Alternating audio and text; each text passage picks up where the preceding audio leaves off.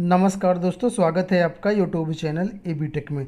दोस्तों, कई सारी बड़ी अपडेट्स निकल के आ रही हैं, तो देख लेते हैं इस वीडियो में सारी अपडेट्स।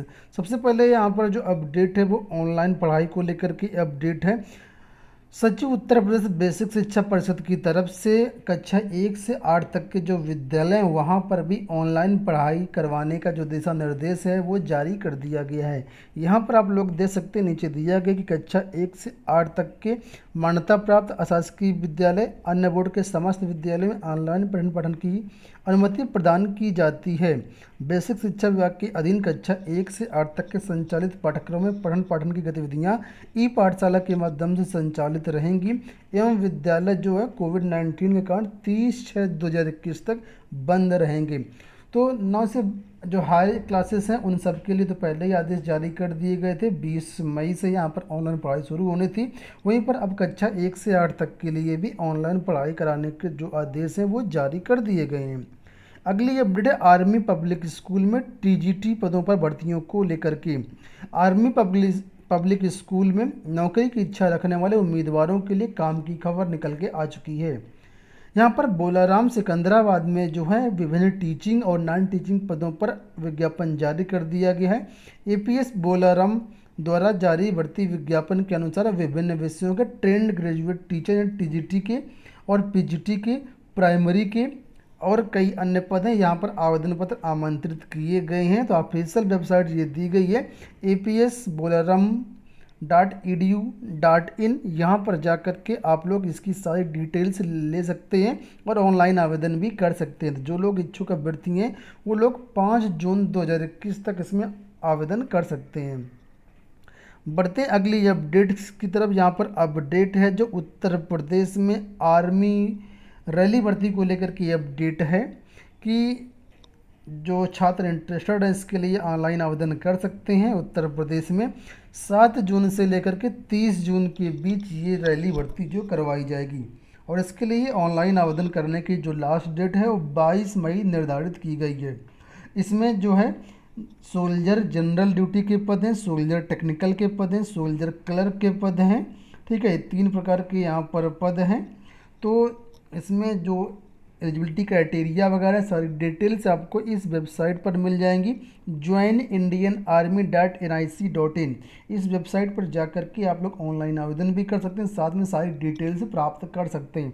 आपको बता दें इस भर्ती के लिए जो भर्ती होगी तो फतेहगढ़ में आयोजित होगी ये भर्ती।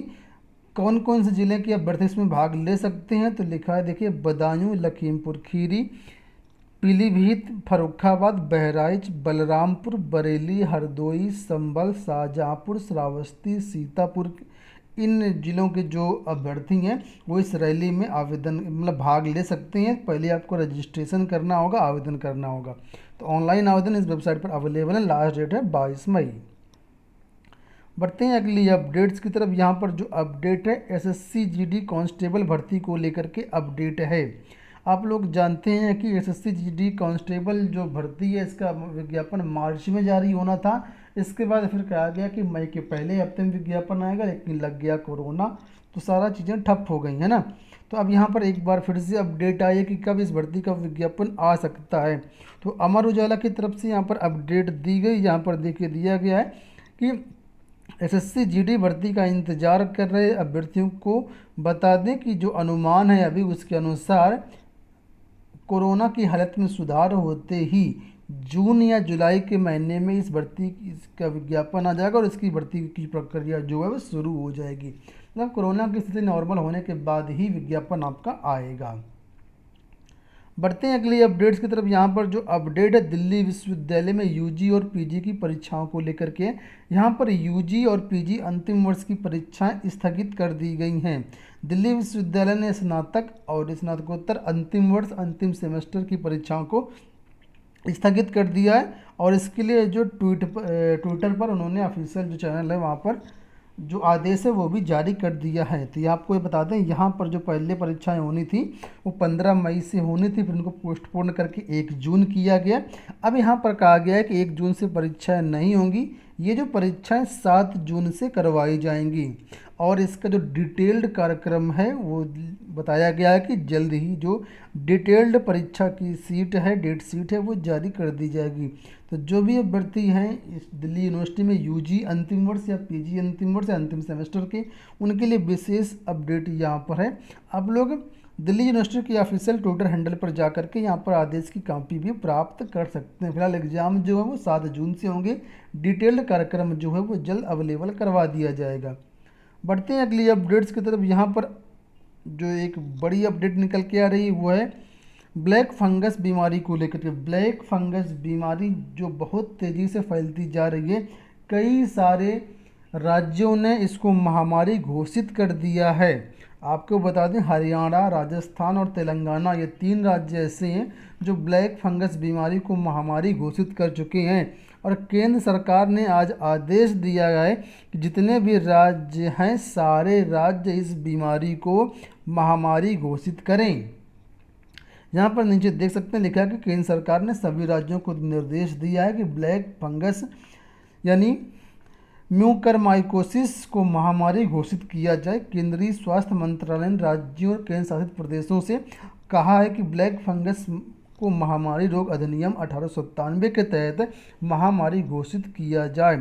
और इसके साथ ही राज्यों से कहा गया कि हर पुष्ट और संभावित केसों की जानकारी भी केंद्र सरकार को उपलब्ध करवाई जाए।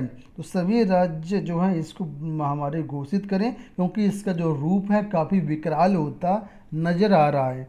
बढ़ते हैं अगली अपडेट्स की तरफ। टीजीटी पीजीटी को लेकर के अपडेट है कि आज इसमें आवेदन करने की जो अंतिम डेट है, जो भी अभ्यर्थी अभी तक आवेदन नहीं किए हैं, जिन्होंने फीस पेड कर दी है, सिर्फ उनके लिए आज आवेदन करने की अंतिम डेट है। तो आज आवेदन कर सकते हैं। रात 12 बजे तक पोर्टल खुला रहेगा।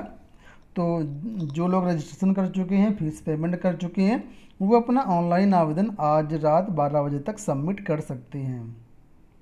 उत्तर प्रदेश में एक इस समय बहुत ज़्यादा जो मामला गरमाया हुआ है वो है शिक्षकों की मौत को लेकर के।